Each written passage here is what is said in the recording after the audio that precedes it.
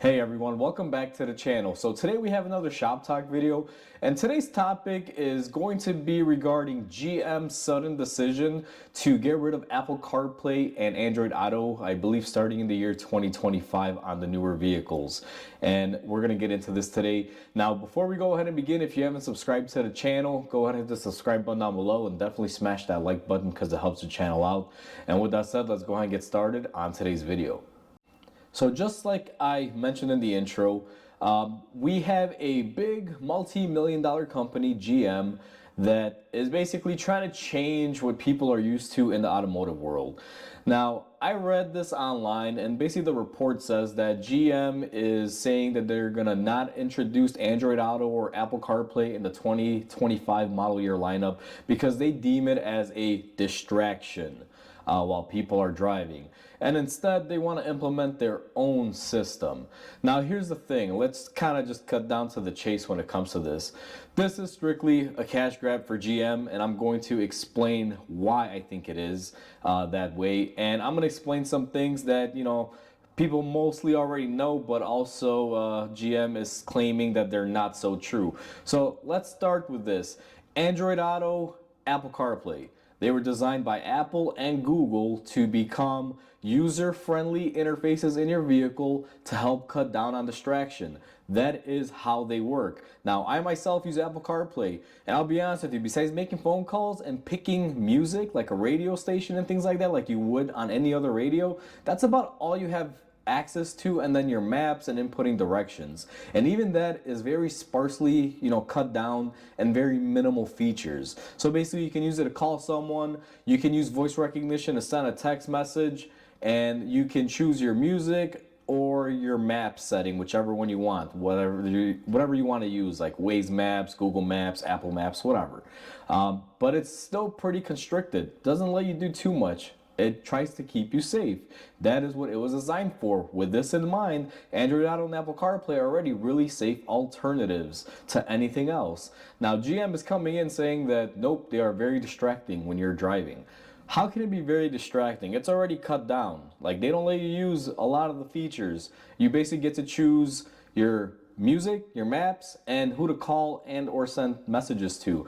I don't see how Apple CarPlay or Android Auto can be distracting when, let's say, you're changing your music or your maps more than a factory navigation system would be, or a factory radio, CD player, whatever you want to call it, Bluetooth connection setup, because it's basically the same thing.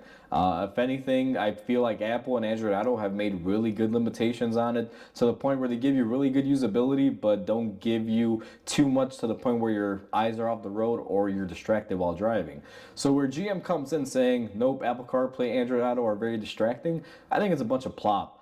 Now, the reason why I think it's a bunch of plop is that I've seen this in GM. Now, recently, in the past year or so, I was shopping for a family SUV. I was looking at Tahoes, Suburbans, Escalades, and everything in that class, even Ford Expeditions and everything.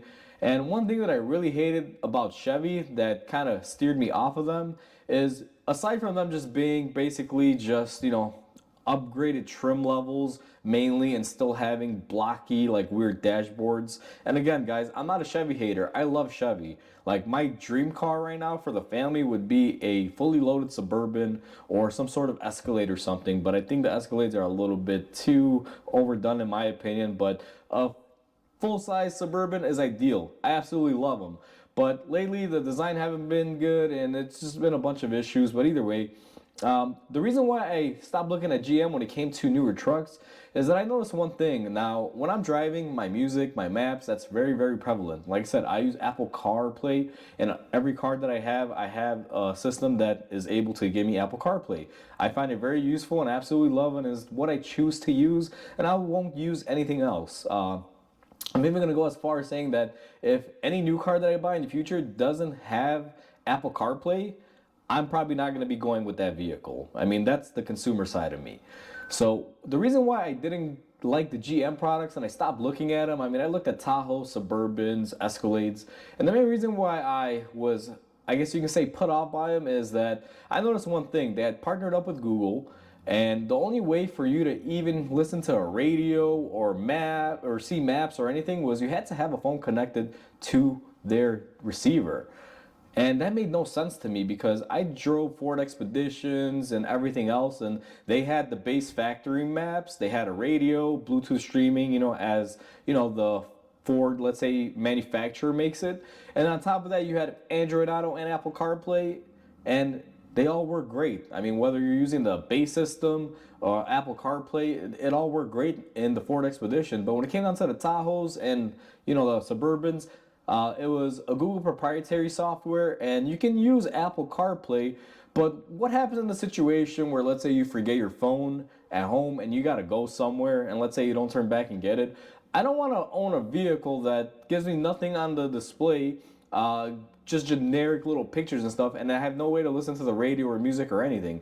At least right now, with what I have, if I forget my phone at home, I can listen to the radio. I can still listen to anything downloaded to the vehicle. Even though my choices are cut down, you still have some sort of music availability. And on top of that, you still have the basic OEM maps that are built into the software. So there's nothing cut down. Versus if I had a, let's say, Chevy Suburban, if I forgot my phone, I'm screwed. I'm not going anywhere. So that to me is kind of stupid. But anyway, enough of that little riff. That's just something that I noticed lately with GM that kind of put me off. But now with this, the whole cutting out of CarPlay, because at least on the older systems, if you have your phone hooked up, you can have CarPlay or Android Auto. Now in the new ones, they're talking about not being able to have it. So in my mind, what would they be scheming? Because there's always some sort of catch-22 when it comes to this. And in my head, I'm thinking of a era a couple years ago where BMW tried doing subscription services. So for those of you that didn't watch the video, I made a video how you could go buy a $50,000-$60,000 BMW with seat warmers already equipped in the car, but they wouldn't turn on unless you paid BMW a subscription fee of like $10 or $15 a month, which, let me tell you, it blew over really badly for BMW. They had to roll it back. I mean, people were just so outraged by this. Engineers designed ways to bypass it, and people just stopped buying the cars, and let's just say it was total chaos. And BMW burned their finger on that one, and they rolled it back and said, okay, we're not going to do that. Community spoke, BMW listened, they lost, but at the end of the day, they learned. Now, I feel GM's going to do the same thing, and my mentality on this is I think they want to design some sort of AV infotainment system where you have to purchase certain apps to use it, and of course you have to pay GM for those apps. Now, I don't know if it'll be things like Apple Music or Apple Maps that you're going to be able to get on there. I don't even know if this is the way they're going, but it seems like that's how they're going to lean into it. And to me, it's kind of crappy because I already have an iPhone and I use Apple CarPlay daily. So why would I buy a $90,000 vehicle, let's say a Suburban in this case, to have to pay $10, $15, even $20 a month to be able to use certain features that I already paid for in my $1,000 phone that I already own and have? It makes absolutely no sense. So I feel like that's what they're trying to do. At the end of the day, everything is starting to become a subscription. I mean, I think we're going to get to the era where they might even have subscription cars where you don't own anything. And that's the thing. All these big companies don't want you to own anything. They just want you to pay monthly and just have it, but never own it. And they could take it away if you don't pay. And as a society, that's kind of the wrong way to go. I mean, I absolutely disagree. And I hope people at GM are watching this. Again, I know this may seem like I'm knocking you guys, but I mean, come on, get with the program, GM. People already have phones that have Apple CarPlay, Android Auto.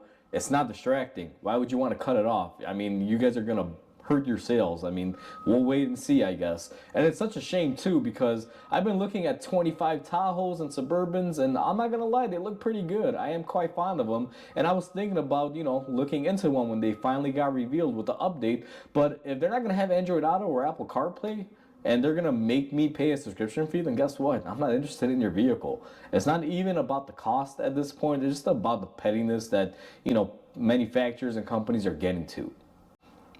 So that kind of explains the situation. And again, this is just something that I read online. GM did, release something on this, and a lot of people have commented, and I read a lot of reviewers talking about this, and I just thought I would make this video because it complements my BMW subscription video from back in the day. And I really hope that if GM does this, they wind up getting, burned by it, and they figure out really quickly that they can't just force this onto people because they're, like I said, it's stupid. It's not about the money. 10 or 15 bucks a month isn't the biggest thing, at least nowadays in the grand scheme of things, although I am a firm believer that if you buy it, you should own it. I mean, it's how I grew up. That's the era that I'm in. I'm not a big subscription person. If I buy a phone, I own the phone, and I should be able to at least use that software that I paid for. In this case, I shouldn't have to pay, let's say, Apple, if they ever were to do this. Let's say I buy a $1,000 iPhone, I should have to pay Apple $10 a month to be able to use that phone. I own the phone. It should come with software that's usable and ready for me to use. Now, if you offer enhancements and you want me to subscribe to them and you offer them, that's a whole different story. But at the end of the day, subscription services never work well. And it was just sad to see automotive go this way. There's a whole industry movement where I see this may happen. And the thing is, BMW started it, and now GM's going to try it and see what happens. But at the end of the day, I hope they fail miserably, because I'm getting sick of this crap. Cars and engineering and things that these companies come up with, it's just a total ripoff in my eyes. So either way, guys, I thought I would make this video and talk about this. I would love to hear you guys' opinions on this. Just feel free to chime in down below. So like always, hopefully everyone enjoyed the video. Please comment, like, and subscribe, because it definitely helps the channel grow. And I hope everyone has a wonderful day, and I'll catch you on the next video.